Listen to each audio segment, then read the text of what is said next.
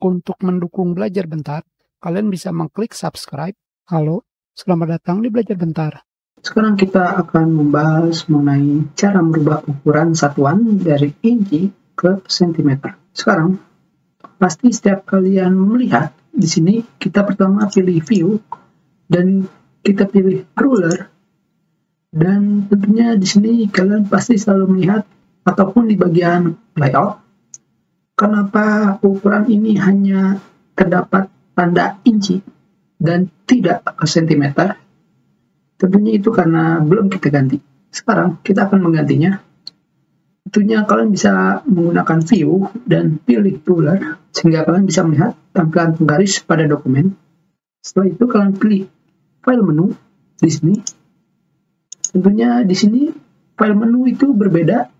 Ini bukan tab tapi menu. Jika tab tentunya akan tampilan seperti ini. Tapi kita langsung saja kita ke file menu dan setelah itu kalian pilih option. Dan setelah itu kalian pilih advance.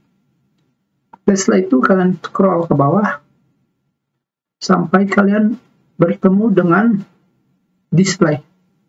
Di mana di sini adalah menu display, di mana di sini terdapat show measurement in unit of atau tampilkan satuan ukuran dari inci. Sekarang kita ganti ke sentimeter.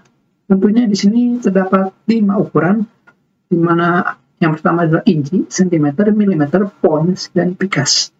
Tapi sekarang kita pilih sentimeter. Setelah pilih, kalian klik OK, dan tentunya sekarang tampilannya sudah berubah.